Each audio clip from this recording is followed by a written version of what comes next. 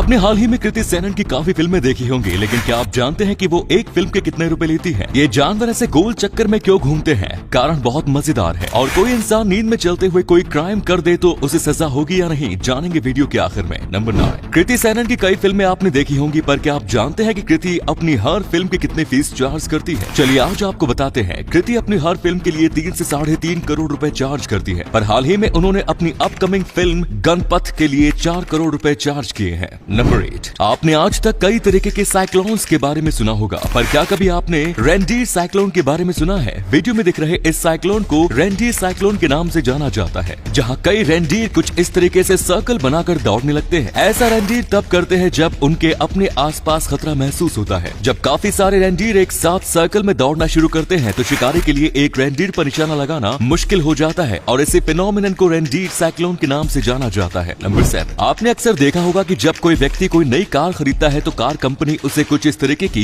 बड़ी सी चाबी देती है, पर आखिर क्यों? चलिए आज आपको बताते हैं। कार कंपनी ऐसा खुद का प्रमोशन करने के लिहाज से करती है। अगर कार कंपनी किसी कस्टमर को कार की रियल चाबी देते हुए फोटो खिंचवाएगी तो वो चाबी फोटो में दिखाई नहीं देगी, जिसके लिए इन बड़ी चाबियों को कस्टमर को दिया जाता है। साथ ही इन चाबियों पर कार का ब्रांड और उनका स्लोगन मेंशन किया जाता है, यानी इनडायरेक्टली कार का प्रमोशन, ताकि जब भी उस कार की डिलीवरी लेते हुए कस्टमर अपने सोशल मीडिया पर उसके फोटो डाले तो कार की कंपनी का प्रमोशन हो जाए। इस ट्रिक को सबसे पहले 1980 में इस्तेमाल किया गया था, और ये ट्रिक इतनी सक्सेसफुल हुई कि अब दुनिया भर की कार कंपनीज इस ट्रिक का इस्तेमाल करती हैं। क्या आप इस फैक्ट के बारे में आज से पहले जानते थे? कमेंट्स में लिखकर बताएं। नंबर 6, अक्सर युद्ध के टाइम में एक देश अपने एंट्री पॉइंट्स को सेफ रखने के लिए वहां लैंड माइन्स बिछा देते हैं, जिसकी वजह से दूसरे देश के सैनिकों का उस देश में घुसना मुश्किल हो जाता है। और इसी चीज से छुटकारा पाने के लिए अमेरिका में ऐसा टैंक डिजाइन किया हुआ है जो कुछ ही मिनटों में लैंड माइन को उखाड़ फेंकता है। हम बात कर रहे हैं यूएसए के M1150 असॉल्ट ब्रीचर व्हीकल की। ये टैंक सबसे पहले डायनामाइट से भारी एक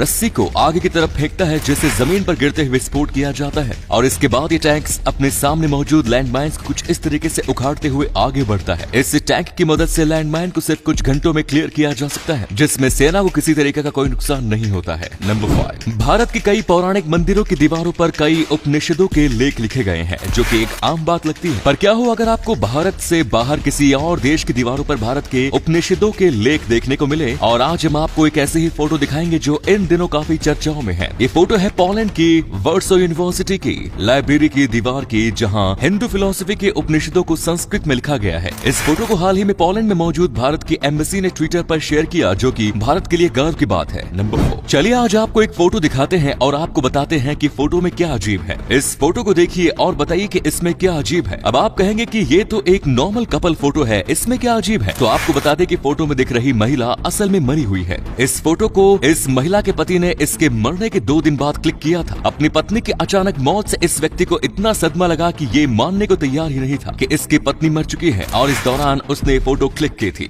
नंबर 3, जब पुलिस किसी चोर का पीछा करती है और चोर भागता है तो कई बार पुलिस को उसे रोकने के लिए उस पर गोली चलानी पड़ जाती है, और ऐसे में चोर जख्मी हो जाता है। पर अब इसका ऐसा इलाज मार्केट में आ चुका है कि चोर को रोका भी जा सकेगा और उसे किसी तरीके की चोट भी नहीं आएगी। यूएसए की रैप टेक्नोलॉजीज नाम की कंपनी ने बोला रैप नाम का ये प्रोडक्ट खासकर पुलिस डिपार्टमेंट के लिए डिजाइन किया है। रिमोट जैसे दिखने वाले इस डिवाइस के ऊपर लगे बटन को जब दबाया जाता है तो इससे एक 8 फुट लंबी वायर निकलती है, जिसके दोनों तरफ लॉकिंग हुक्स लगे होते हैं। जब 10 से 25 फीट की दूरी से इस वायर को फेंका जाता है तो ये कुछ इस तरीके से चोर को पकड़ लेती है और चोर भागते हुए गिर जाता है। आपको ये डिवाइस कैसा लगा कमेंट्स में लिखकर बताएं। और अगले फैक्ट पर जाने से पहले इस फोटो को ध्यान से देखो और बताओ कि आपको कौन सी हीरोइन दिख रही है। इससे पता चलेगा कि आपकी आंखें और आपका दिमाग कितना तेज है। आपको मिलते हैं 3 सेकंड।